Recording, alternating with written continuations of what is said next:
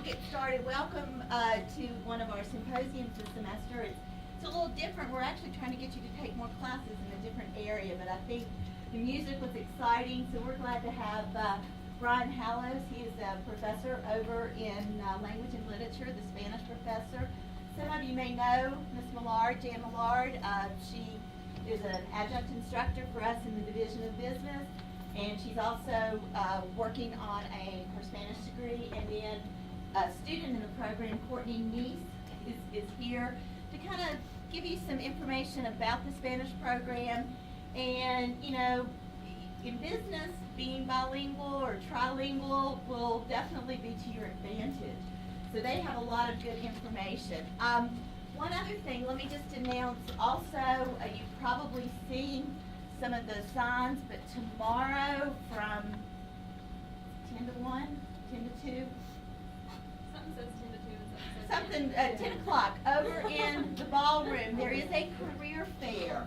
I have not looked at the number of companies that will be there, but it's always a good idea. Even if I was talking to someone on the front row, she's a freshman, it never hurts to start early, so I would encourage you to, drop by there. I do encourage you, if you drop by, kind of take a minute and dress up a little bit.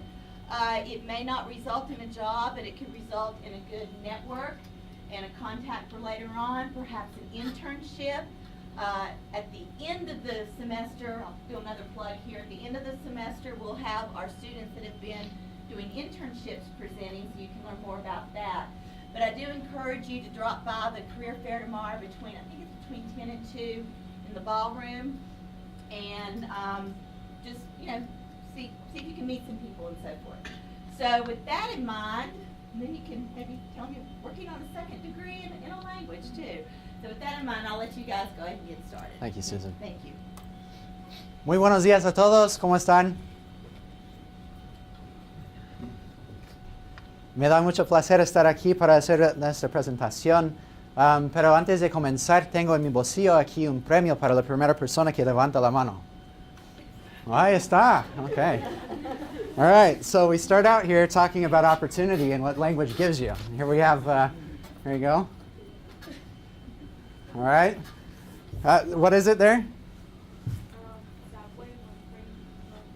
All right, one 12-inch sub, right? Free 12-inch sub just for knowing Spanish. Okay? That may not be much, but it gives you an idea of what we're talking about here. That foreign language, whether it be Spanish, Portuguese, Hindi, Japanese, what have you, always offers you opportunities, especially in the business place, right? It could be a business deal. It could be an investment. It could be a job. These are all things that offer you opportunities in the marketplace. So that's what we're talking about today, and how you can make yourself more marketable and better off in this economy. I'd like to start off, we're going to talk a little about economics and linguistics today. This is a short TED Talk video, if you've seen TED Talk videos before. This is a video by Dr. Keith Chen from Yale University. He's an economist that also deals with linguistics. And he's not going to speak particularly about Spanish, but languages in general. So I want you to pay attention to this and see how language can affect the way that we spend money and how we behave.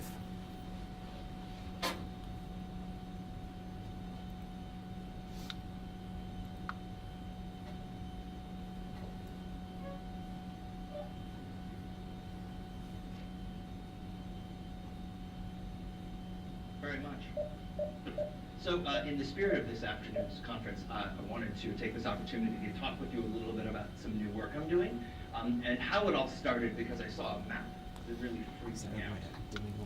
Let me show you that map, okay? And give you a little bit of background. So now, just to start things off and explain, I'm a behavioral economist here at Yale, and so one of the things I study is how people make decisions over time. So how people think about the future, and how people think about the future, and that influences their behavior with respect to saving, with respect to studying for your exams, with respect to sticking to a diet, with respect to quitting smoking. Now, what about this map freaked me out? In particular, so let me just say, this was a map that was released by the European Science Foundation in the late 1990s. And in particular, what freaked me out was this area in blue. Let me put it on a different map so it's a little bit easier to recognize. What this is a map of Northern Europe. And what really kind of threw me for a curve was that the European Science Foundation had released a report, and a number of kind of very reputable researchers had claimed that all of the areas inside this blue region were utterly and totally futureless.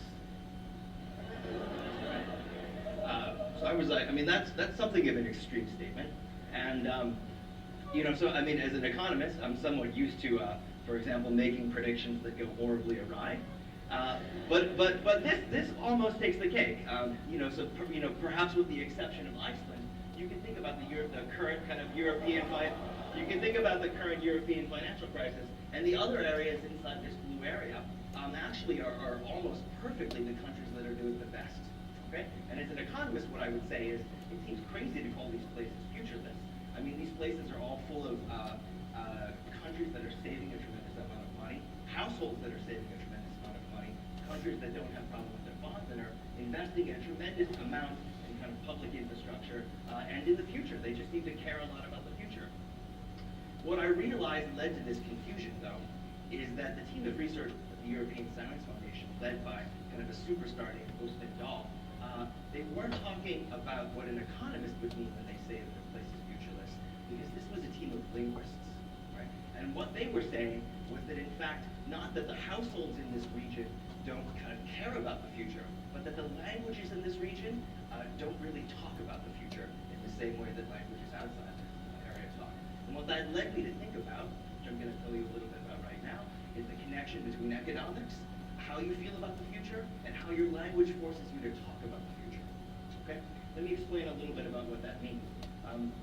So, for example, you can probably tell, I'm Chinese.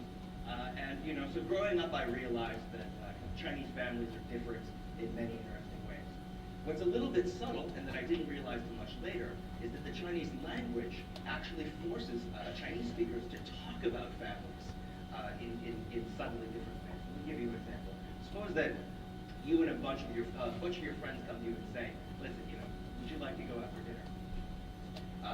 If you were speaking English with your friends, you could say, that sounds great. Really sorry though, I have an uncle in town, and tomorrow I'm going to go out to dinner with him. Right? Now, if you were speaking Chinese to your friends instead, actually Chinese, the language would force you to include a lot more information that I didn't just say. So, for example, there is no general word for uncle in Chinese.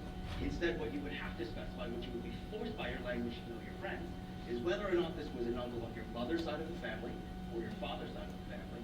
And in fact, you'd be forced to say whether or not this was an uncle by birth or by marriage. Okay?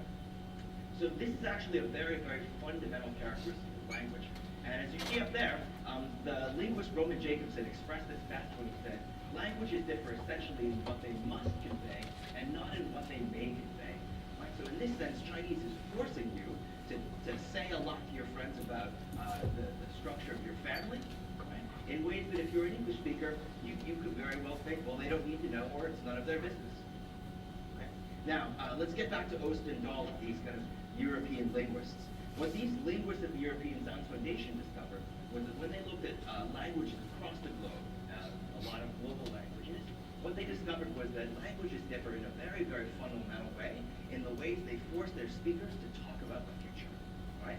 And they broke down languages into two rough categorizations.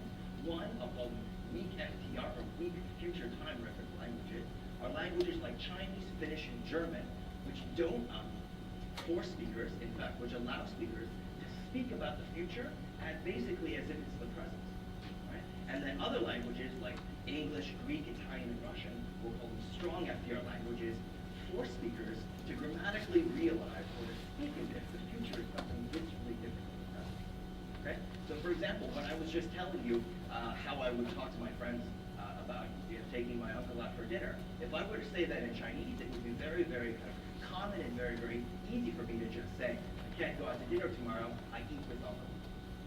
Whereas to an English speaker, that just sounds very strange. Now, what a lot of people realize, when I first showed them this list, think is very strange, because many people in this room probably know that English is a Germanic language, and that English and German are close cousins, and yet, as you can see, they find this, English and German find themselves on opposite ends of this divide. Maybe you probably speak German. One way you can think about this difference is, for example, suppose I was going to try and predict precipitation for tomorrow. Okay? In German, I could very easily say, es regnet morgen, or morgen regnet es, or morgen ist es kalt. And that sounds weird to an English speaker, because what I'm literally saying is, morning is cold, or tomorrow it rains, okay? Instead of tomorrow it will rain. Okay? Now, can this have an effect, right, on your behavior? Can this have an effect on your economics? Well, I did what the economists with the crazy idea would do, and that is quickly try and dispel myself with crazy ideas by going and looking for as much data as possible around the world and trying to hit it as hard as I can. And let me just summarize the hypothesis that I was testing for you.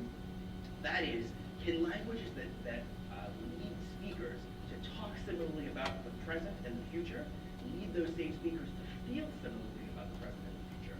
Now, why might that be important? Because if that's true, right, then speakers of those languages should have an easier time saving, should have an easier time studying for exams, should have an easier time kind of not overeating, and for example, should have an easier time quitting smoking.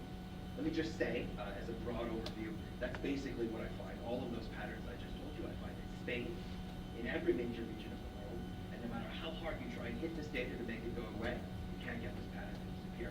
Let's work through it a little bit. These are OECD countries I put up in front of you. What does that mean? Well, these are generally rich kind of first world countries, right? They tend to have open markets and we live in one. Now, we were talking a little bit about the European financial crisis. You can look all the way over there on the right. This is the average savings rate of countries over the last 25 years, and all the way over there on the right is Greece. Okay, saving just a little bit over 10% of their GDP. Okay, so that's not such a surprise. We know that they've had a problem with savings. It's a little bit impolite to kind of mention it in this audience, but if you notice, we're the United States and we're next in line. Okay. Now, what I want you to notice, though, because I've colored a number of these bars in light blue. Those light blue bars are those countries which speak languages that don't make a strong distinction between the present and the future. Okay? And as according to our hypothesis, that should make it easier to care about the future and easier to stay. But what we'll see is that that's very true. Now, is this only a feature of rich countries? Is this only a feature of well-developed economies? No. There's a much larger set of countries from all over the world. And what you see this kind of downwardly sloping line indicates is that exact same pattern seems to hold basically in every major region of the world. If you speak a language that doesn't distinguish strongly between the future and the present, you just save a lot more. Okay? Now, something else that this graph will show you is something which provides an opportunity to hit this question much, much more hard. And what is that? Well, that is all of these countries, these 7 countries that you see in the middle of the screen. These are countries with multiple national languages. Okay? And what's fortunate about that is in many of these countries, they have multiple national languages, and you can literally try and find families who live basically next door to each other in these countries, right? But who speak different languages.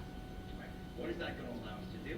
Well, that's going to allow us to look inside countries like Switzerland, where you see people who speak German, you see people who speak French, you see people who speak Italian, and you see families that speak Romansh, and countries like totally different parts of the world, like Nigeria, where you'll find kind of Hausa speakers living right next to Yoruba speakers living right next to Igbo speakers.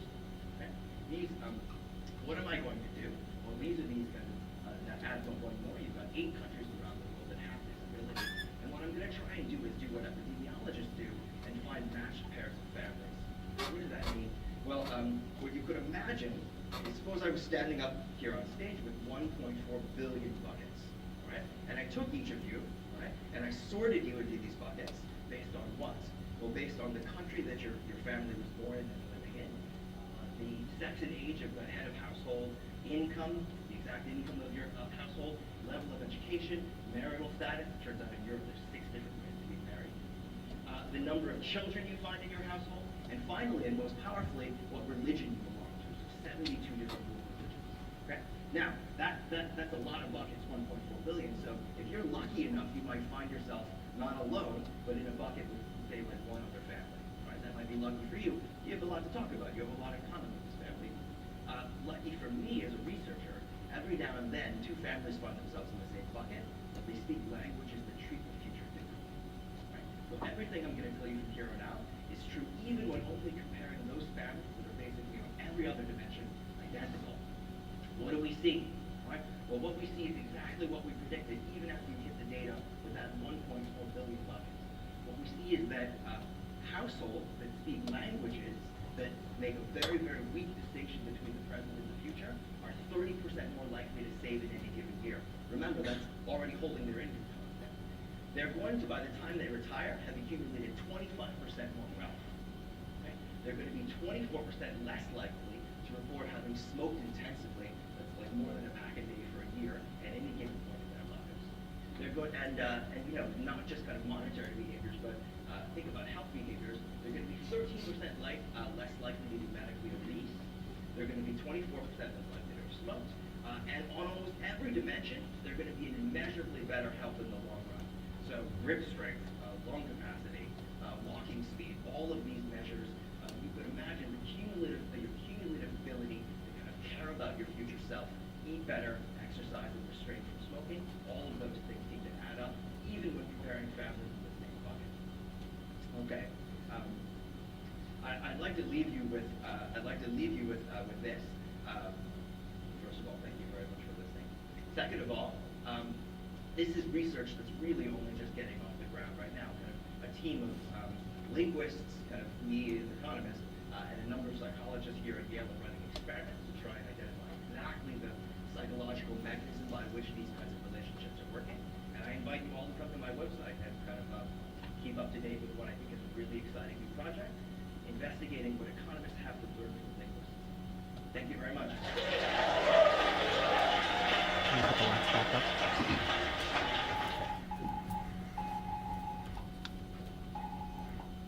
Okay, so what does this video tell us about language in particular? What's interesting here is that language helps us perceive the world around us. Whatever language we speak helps us understand the world around us. For example, anybody read Homer's Odyssey? Okay, we got one. Okay, in Homer's Odyssey, for example, in older languages, there's no such thing as the color blue. Okay? And in those languages, it is impossible to tell the difference between the green of a tree and the color of the ocean or the sky. Can you imagine that? Okay? It's because the language does not have the capacity to be able to perceive that world around them. Okay? So the languages that we speak help us to understand what's going on around us, either financially or in health concerns, as we've seen here in this video. So I've got some more trivia here for you. I'm going to do some trivia. So here's the first question. Who's the richest man in the world? Go ahead and shout it out. Richest man in the world.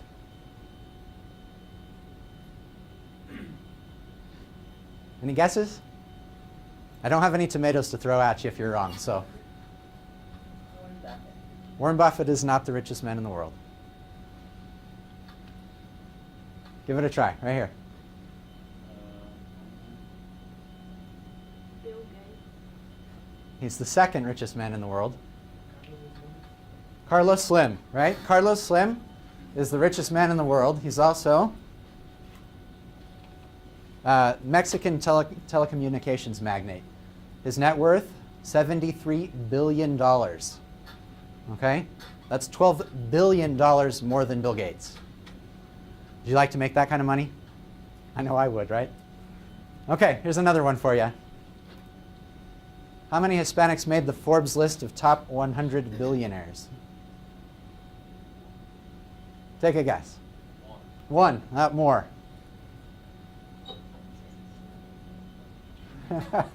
No, Slim didn't take all the money.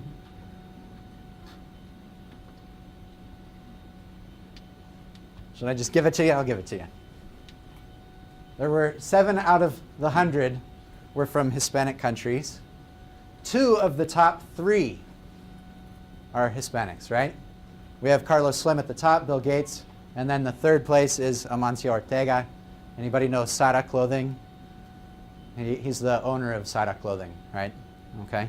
Altogether, Those top three are worth $197 billion, right? There is money out there, okay? Let's take a look at some other figures here. So why speak Spanish? You live in West Virginia.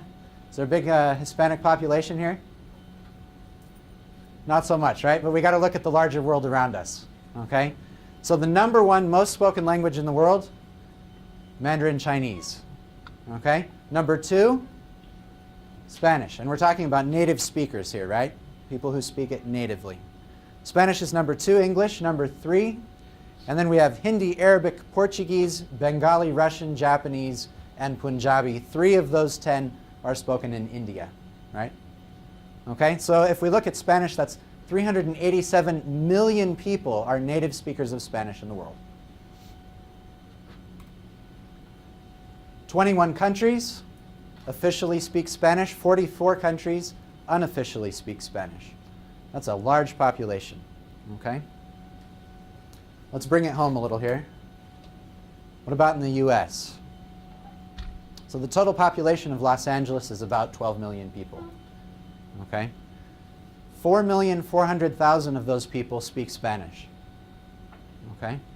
New York City, 12,700,000 people. 3,500,000 of them speak Spanish natively, okay? So you can see here as we go down the list, it gets smaller and smaller, but still we have a large population of 35 million native speakers of Spanish here in the United States. Some would consider that a Latin American country, right? So let's look at some comparisons here. Put it in perspective. Here's the Spanish-speaking population of Los Angeles, 4,400,000 people. That's a larger population than the entire city of Santiago de Chile. Okay? The second one, New York City, 3,500,000, is larger than the entire population of Madrid, Spain. Okay, so that puts it into focus a little, right? There are lots of Spanish speakers here in the United States. So although you may live in West Virginia right now, the rest of the United States has a large Spanish-speaking population, and you need to know Spanish to be able to communicate. All right, so here's some numbers here to look at trade partners with the United States. If you guys are going into business, especially international business, this gives you an idea of where we are doing business, right? Our imports, where are our imports coming from? That's the red line. What do we got? China, right? Okay, our major imports come from China. How about our exports? Top 2 countries. Canada's number 1. Mexico is number 2. Okay, then it goes down the line. We see quite a few other there. All right, and we look at a closer look here in West Virginia. Not a lot of our GDP is international. Only 9% of the West Virginia GDP is from international markets. And we see where we do business in West Virginia. Canada, Brazil, number 2. Any Portuguese speakers out there? Good language to learn if you're sticking around in business in West Virginia. Okay? All right, so why do we study Spanish? It increases our global understanding, improves our employment potential, increases our native language ability. How many of you have said sometime in the past that you speak bad English, right? Learning another language helps you to understand the language that you speak, okay? Sharpens your cognitive and life skills, improves your chances of acceptance into graduate programs. Anybody here want to go on to graduate school eventually? Okay. Many times you need to learn at least 1, if not 2 foreign languages when you go to graduate school.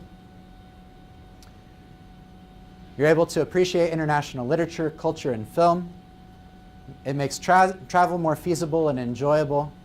Let's face it, if you're in Oaxaca, Mexico, and you have to use the bathroom and you don't know how to ask where the bathroom is, you're in trouble, right? Okay, so it's important just for our day-to-day routine when you're visiting foreign countries to be able to talk. Expands study abroad options. At the end of the lecture, I'll talk about study abroad options. Increases our understanding of oneself and one's own culture. And you're also able to make lifelong friends.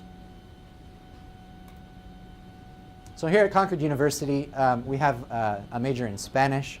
Here are the classes. It's a 43 credit major. Obviously, a lot of you are business majors here, if not all of you, and it may be a little late to do something like this. But we also offer a Spanish minor. It's a 24 credit minor. That's 12 hours of our core classes, 6 hours of our electives, and we've just opened up a Spanish for Business course. You learn to do interviews in Spanish, write CVs and resumes in Spanish, import and export documents, etc., that help you to be more marketable on the international market. And then 6 credit hours, and most of these come from your general studies requirements. If you're already doing general studies, you've already knocked these out. One of the nice things here is you get 3 credits for studying abroad. 3 credits for just going somewhere, right? And somebody this summer was planning on doing a study abroad and could potentially get 12 credits in 6 weeks. That would move you along in your studies really quick, right? 12 credits in 6 weeks, okay? So consider these options as you're thinking about your studies here at Concord. I pulled up some options here for study abroad opportunities. We don't have an in-house study abroad program here at Concord, but we do contract out with study abroad companies. One of those companies, there are 4 that I know of that we can use. One of those companies is called CIEE Study Abroad Programs. And I pulled up some options here that would be appealing or interesting to business students. Okay? In Madrid, Spain, they have a business and economics study abroad program. Palma de Mallorca, a business and tourism program. In Sevilla, it's an international business and culture program. Any baseball fans out there? No, one baseball fan, okay. If you want to study abroad in Santo Domingo, Dominican Republic, you can go to the Professional Baseball Academy and attend their games and participate in the Dominican Republic baseball scene. Santiago de Chile has a program. If you want to learn Portuguese, Sao Paulo, Brazil, or Rio de Janeiro also have programs. Essentially, with our study abroad opportunities, we can put you in any country and just about any city, and you'd be earning Concord credits for that. Okay? So I'm going to finish here and turn the time over to Jan Maillard, who's going to talk to you a little about her experience in her travels and what study abroad and learning a foreign language mean to her. Thank you.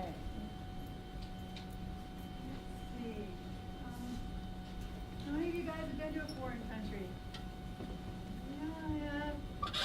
Where have you been? I've been to Italy, and France. What countries? US and also Singapore. What about you, Tim? In Russia and China, and US. Okay. What about over here? Foreign countries? Anybody? Costa Rica. Okay. Foreign countries? Mexico. What about you guys? Colombia? We knew that. Haiti. Interesting. Anybody down here? Foreign countries? Poland. Oh, interesting. So, okay, we have some world travelers in here. Then this isn't all just like people who have been in West Virginia and that's it. You've been to a lot of countries. One of the things that I do, is I like to travel in other countries. So some of you all are my students, and you know that I teach here, but I also am taking Spanish here, getting a degree in Spanish, and I'm graduating in May. Yay. So one of the things that I've done was I did this immersion program. I chose my own immersion program. Dr. Hall has had a few different immersion programs that you could possibly go to, but you can also pick your own. Okay? I picked Peru. I went to Cusco, Peru, and I went to a Spanish school for a month. I stayed there for a month and stayed with a homestay family. Has anybody done anything like that? I mean, we have people in here who have gone to other countries. Did you stay with a family? Anybody stay in a family? No, just the usual hotel kind of trip thing. Okay, well, you can stay with a host family, they feed you. You kind of live with them, hang out with them. You go to Spanish schools in the morning. And I've got a little video here that I'm going to, well, show you all. Let me end his show. And it happens to be, I went on this website last night to see if they had anything that I could show you pictures-wise. And they had this great video that was done by these students that went there. Exactly the same school that I went to, one of them.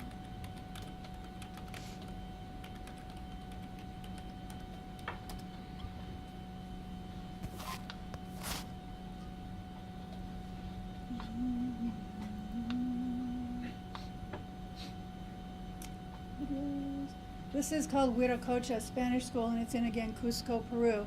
Now, myself, I have been, just for my own edification, I've been to a lot of schools. I've been to 7 different Spanish schools in 7 different countries so far.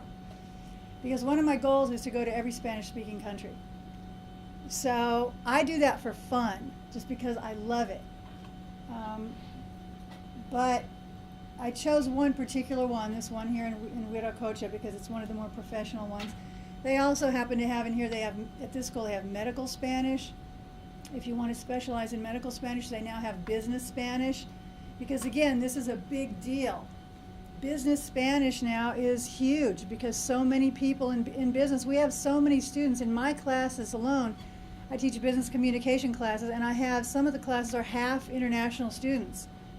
So they're coming over here to learn our culture, to learn our language, and we, in turn, are going over there. So let me just show you this little video. First of all, I'm going to hit the lights here, about this particular school.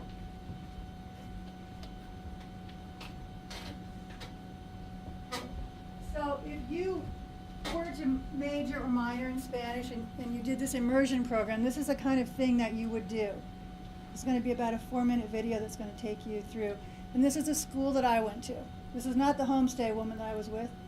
Mine wasn't as good a cook, apparently. We were looking for a place to study Spanish, and when That's like really, really loud. Hold on.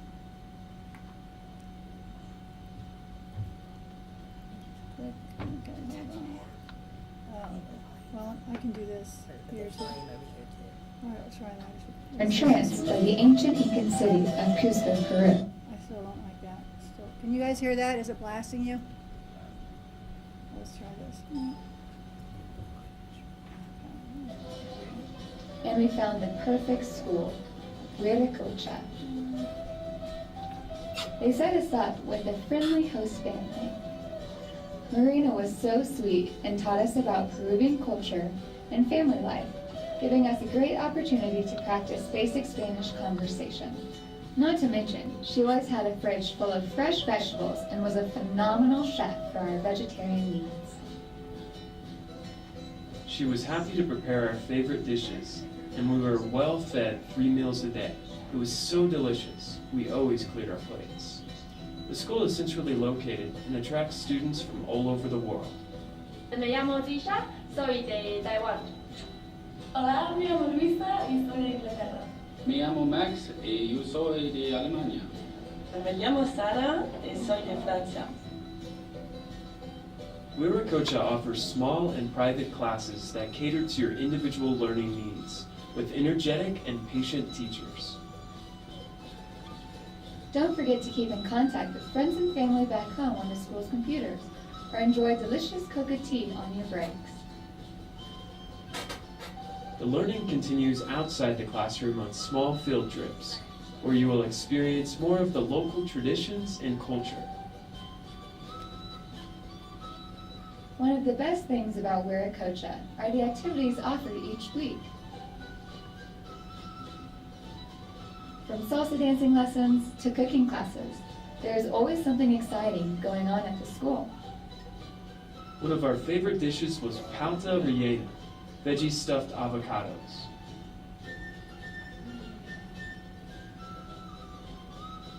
We washed it down with pisco sour, the national cocktail of Peru. Salud!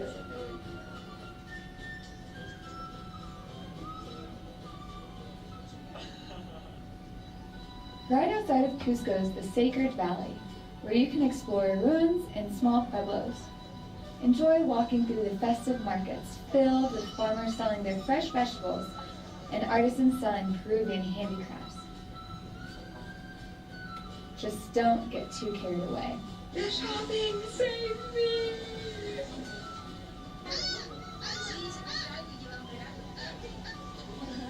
One of the delights of Cusco are all the playful children. Huiracocha can help arrange volunteer opportunities so you can give back to the community and make your experience more meaningful. The plaza is a great place to meet locals and to practice your newfound Spanish skills. It doesn't take long to become a part of the warm, welcoming community.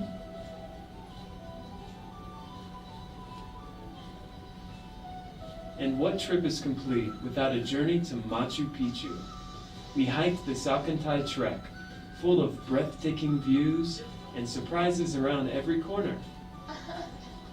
Machu Picchu is a sacred site, untouched by the conquistadors, and abundant with energy and mystical symbolism. Thanks, Huiracocha, for an experience we will never forget. Buenos días, ¿cómo están? Mi nombre es Fanny Liz Jiménez, soy una profesora de la escuela Huiracocha y los invito a todos para que puedan venir a esta escuela a estudiar español. Yo sé que van a aprender muy bien y van a tener una experiencia cultural muy interesante. ¡Chao! Okay, so that was Huiracocha in Peru. Put the lights down here.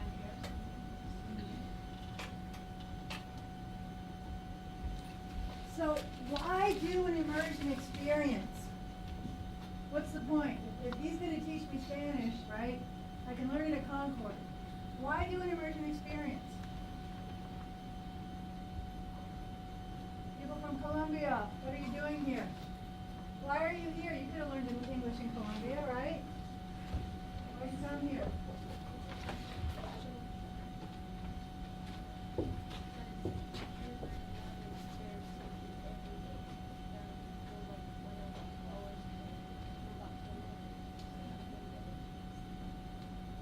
So that is one big reason, right? Because if you're here and you have to speak it, you have to listen. These two were in my class, are from Colombia. They have to let you know, I'm not going to speak to them in Spanish. I'm speaking in English, so you're forced to. That's one reason to do an immersion experience. What's another reason? To make you speak in another language. What's another reason? Alex, what do you think?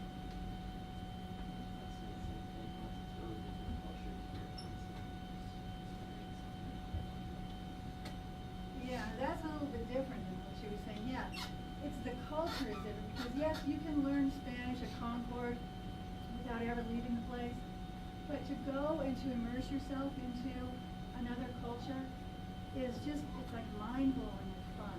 It's a blast. That's not to say that Spanish is it. It just happens to be that the only major you can get right now in a foreign language in Spanish is in Spanish here at Concord. That's it. No major in Russian, Polish. We don't have that anymore. But we do have Spanish. So to me, this is just fun. It's a great way. It forces you. I mean, when I'm going to Spanish school, and then I go home, and the house mother at the home is Peruvian, and I'm eating Peruvian food. It's one of the things I love to eat in Peru. Something that we don't eat here, and they love it. It's like their celebration food. Anybody have any idea? It's called cuy. What's cuy? Anybody know what cuy is? How we would say it in English? Anybody have a pet guinea pig? They love guinea pig. Okay? They eat it a lot of different ways. They roast it, and they're sitting there looking all cute in their little cages, and they roast them. And you can pick your guinea pig out. I pick a little white one, okay? And they'll roast it for you. They also do this thing where they fry them. They flatten them down.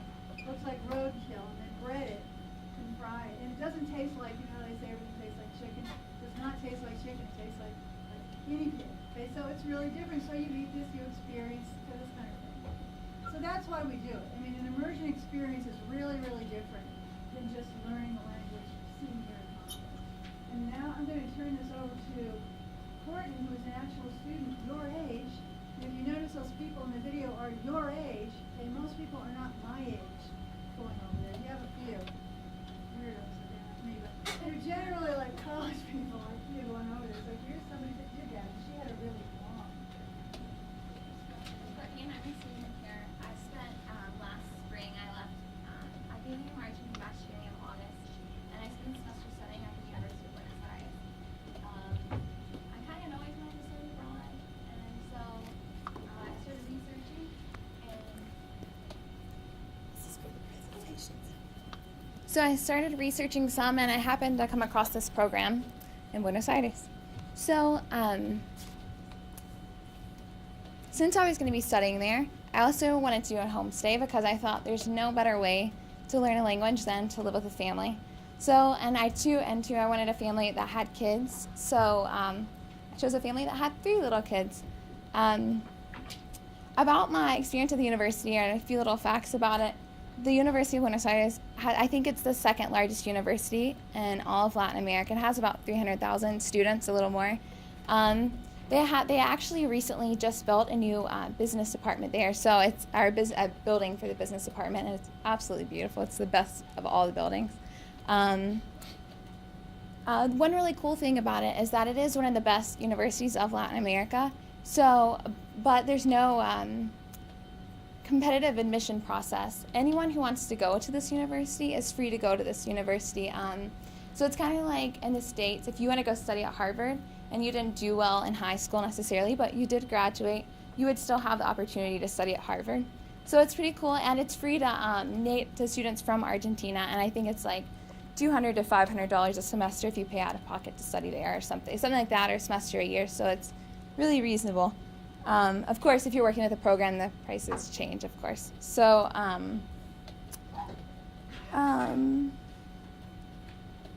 while I was there, of course, studying at the university, I took classes in Latin American literature, as well as a Spanish for Foreigners course, and I absolutely loved it. I loved just being able to sit and listen to native Spanish speakers all the time, because you don't realize when you learn English for how long you sit and just listen to people speak English before you actually use it.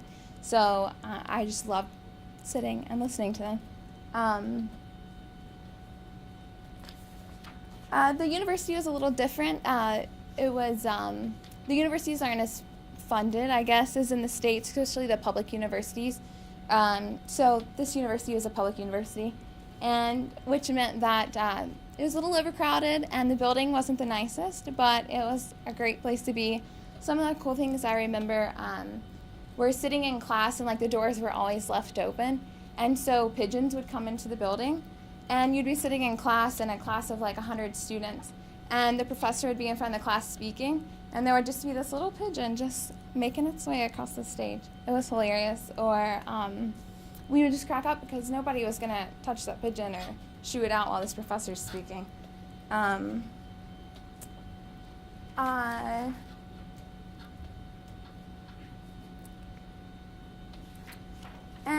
guess on to my experience with the homestay. So I chose the homestay because you learn Spanish grammar, obviously, in a textbook, but you don't get to learn how people speak every day, so that was really important to me, and especially with little kids. I wanted to know, what do you call these little things like your belly, or like little just everyday words that we know in English, but we don't necessarily learn in a textbook. So that was really important to me. I actually, with the host family, I lived with them. I ate breakfast and dinner with them every day. I took their kids places with me. I went places with the family. I went and visited their extended family. I stayed with their extended family. I went to school plays. I went to birthday parties. I was really like another part of the family.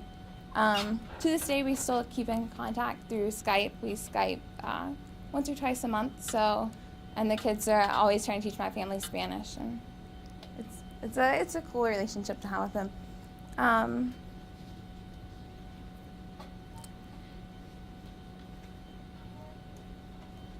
Some things there were some things that I picked up there that at first when I got there I was a little like, holy moly, like what am I doing? And one of those things I think would have to be that's completely different from the States is the kissing.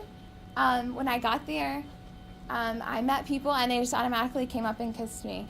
I was completely like, because I'm not an affectionate person, so as soon as they came up and kissed me, I was like, whoa, like this person is on my face and they're kissing me and they're trying to be like, you know, like this far because we have like this huge bubble. And it completely freaked me out at first, but after being there for a while, got used to it, and it was kind of comforting because like in the States we like have to have like 2 or 3 feet, or 3 or 4 feet in between us. Like there would be like right here in my face, and they're like, hey, how are you? Giving you kisses, hugging you, just met you, we're kissing. So it was a little interesting. Another thing that I really enjoyed about staying there with my host family was sometimes we'd have dinners on the weekends, and with family, friends, and guests or whoever, and we would just sit down for dinner at like 8:30 or 9 o'clock, and sometimes we would sit for dinner for like 3 or 4 hours, and we would just talk. We would talk about the president in another country, we would talk about the president in the States, we would talk about politics, we would talk about absolutely anything. So after coming back, I do have to say there's absolutely no better way to learn a language than to go and live in it and experience it every day. I found myself when I came back, I woke up in the car on like my way home, and my dad was like driving crazy or serving or something, and I woke up and I was just like, "Estás bien? Like, ¿qué pasó?"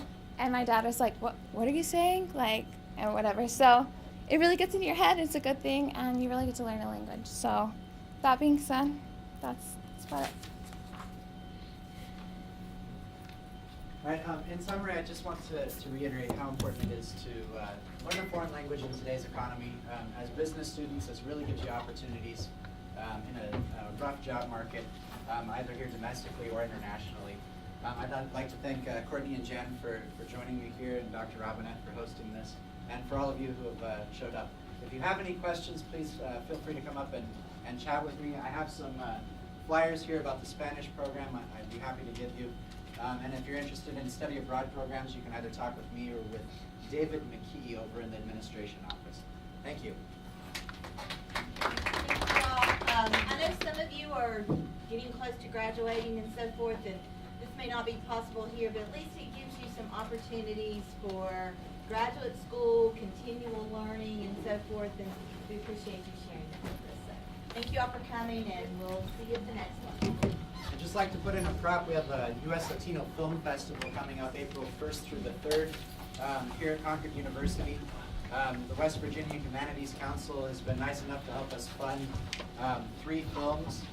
These are film festival films that are not something you can go out and rent on a DVD. We'll be showing a film called Aquí y Allá that was just finished last year. It'll be coming out in theaters towards the end of June. Another film called The Girl about immigration across the border, and a 3rd film called A Better Life about the immigrant situation in California. So that's April 1st through the 3rd, 6 p.m. here in Ray Hall 304. We'll see you there. Extra credit for my students if you go to the challenge.